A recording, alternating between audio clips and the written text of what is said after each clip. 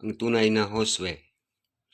Ang mga bagay na ito ay nangyari sa kanila bilang halimbawa at nasulat bilang pangaral sa atin na ng katapusan ng mga panahon.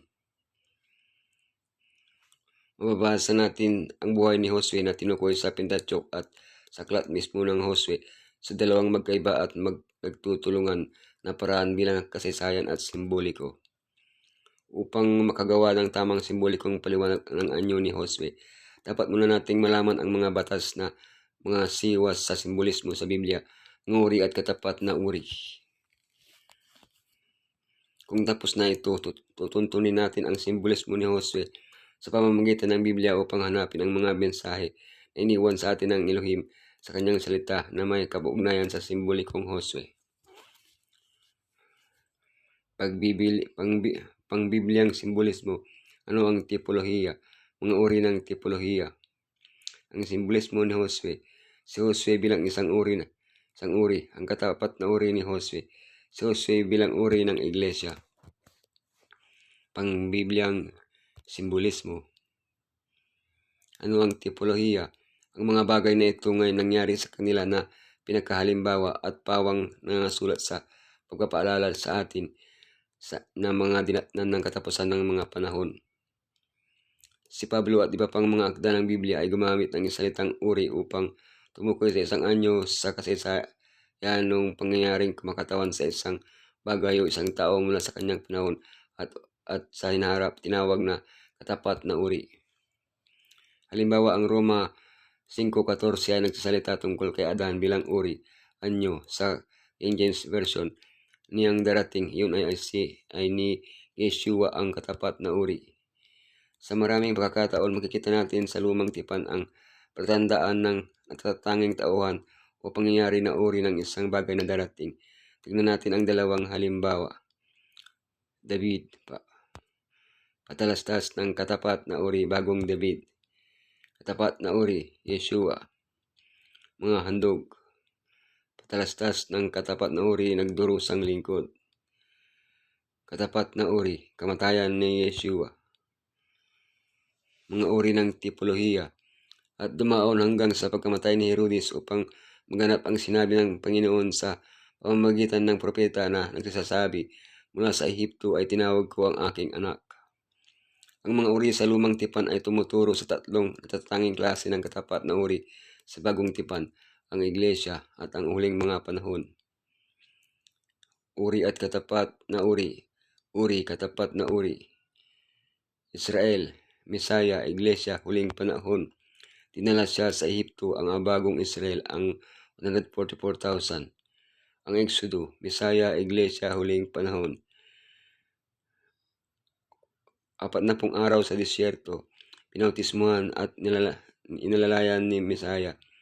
Exodo mula sa tumalikod ng mga iglesia. Ang santuario, Mesaya, iglesia, huling panahon.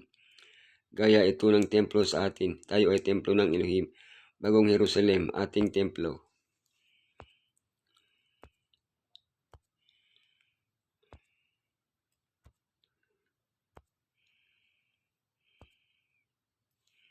Ang simbolismo ni Josue. Si Josue bilang uri. Palilitawin sa iyo ng Panginoon mong Elohim ang isang propeta sa gitna mo sa iyong mga kapatid. Nagaya ko sa kanya kayo makikinig. Bagyang tinupad ni Josue ang hula ni Moises tungkol sa pangalawang propeta na mangunguna sa mga tao. Kaya ni Moises, tumanggap si Josue ng direktang mensahe mula sa Elohim. Nagdiwang siya ng Paskwa. Tumawid siya ng mga tubig. Nakita niya ang anghel ng Panginoon. Nagbigay ng tagumpay ang kanyang nakaunat na mga kamay.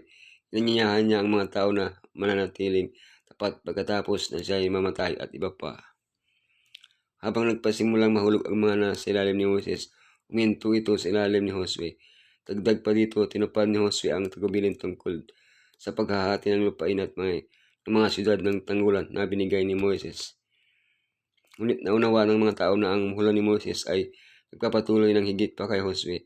Kaya parehong si Moises at Josue ay naging mga uri ng tunay na tapat na uri na lubusang tumupad sa hulang binigay kay Moises tungkol sa propeta Yeshua. Ang katapat na uri ni Josue. Ganito ang sabi ng Panginoon sa kalugod-lugod na panahon ay sinagot kita, at sa araw ng pagliligtas ay tinulungan kita, at aking iningatan ka, at ibigay kita na pinakatipan sa bayan, upang ibangon ang lupain, upang ipamana sa kanilang mga sirang mana.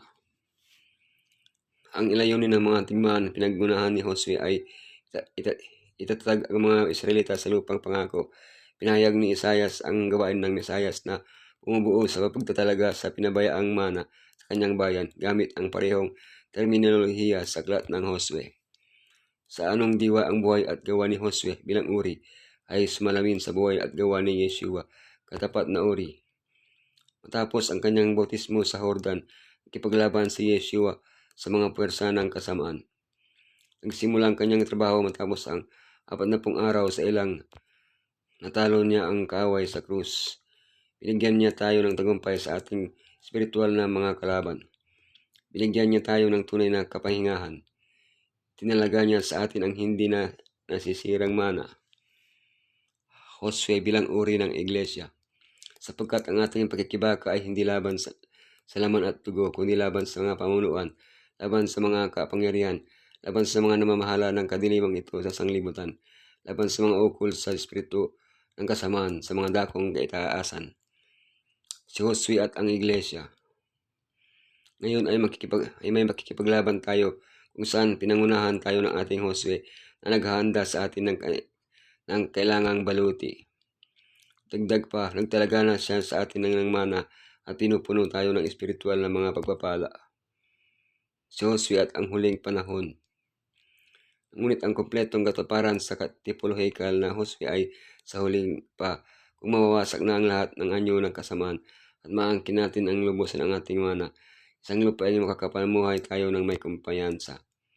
Hanggang sa araw na iyon, lumago nawa tayo sa biyaya gaya ni Josue, na hinayaan ang Elohim na baguhin tayo unti-unti bawat araw kagaya niya.